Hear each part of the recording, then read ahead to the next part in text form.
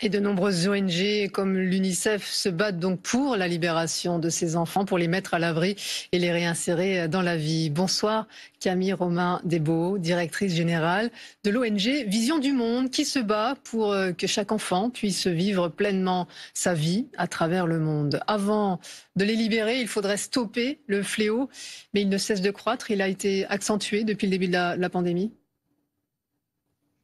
Alors oui, la pandémie est venue accentuer le phénomène par deux effets collatéraux, je dirais. Le premier, c'est la déscolarisation massive qu'il y a eu et les difficultés économiques qui sont engendrées par la pandémie.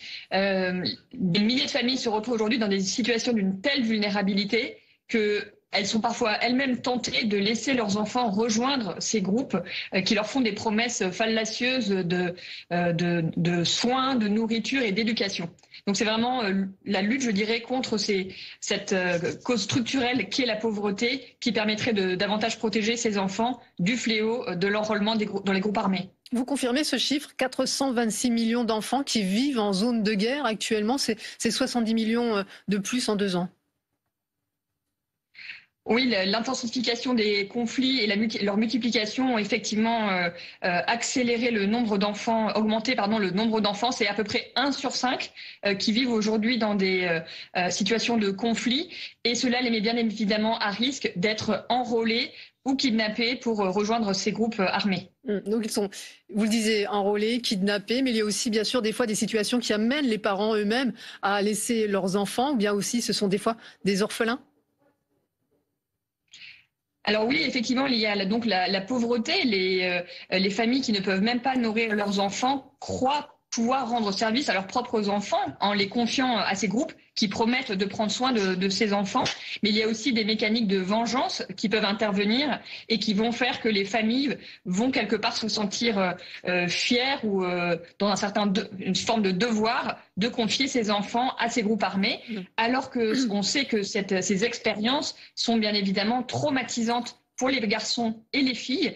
Il faut savoir que ce sont 40% de ces enfants soldats qui sont des filles et qui subissent souvent une double peine, puisque ces jeunes filles se retrouvent exposées à des violences sexuelles très nombreuses et qui vont bien entendu peser sur leur vie d'enfant puis d'adulte.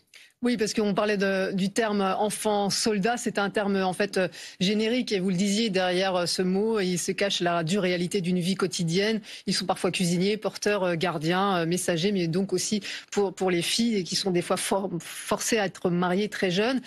Comment on fait quand on est des ONG telles que la vôtre pour les sortir de cet enfer ?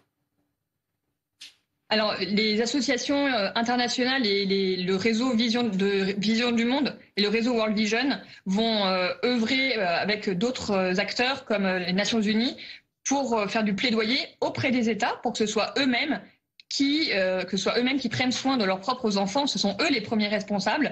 Donc, à la fois pour éviter que ces enfants ne rejoignent ces groupes armés, mais aussi pour que les États fassent tout. Ils ont une capacité d'influence auprès de responsables pour que ces enfants puissent sortir, même indépendamment des processus de paix, puisque le droit international interdit l'utilisation des jeunes de moins de 18 ans dans ces groupes armés. Donc il y a tout ce travail d'influence, je dirais, et après les associations comme Vision du Monde vont faire de la prévention, notamment dans les zones où les enfants sont le plus à risque, dans les camps de réfugiés notamment. Nous mettons en place des espaces amis des enfants, en particulier avec l'UNICEF, pour faire en sorte que les enfants soient protégés et ne se retrouvent pas à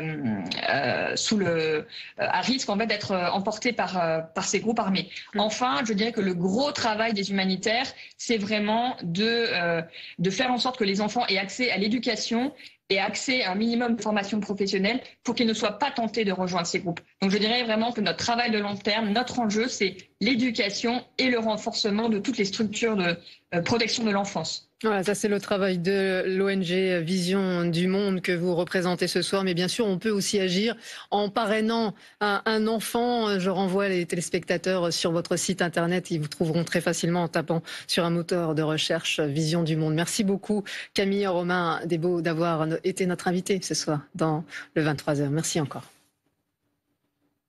C'est un phénomène qui se précise. Le rap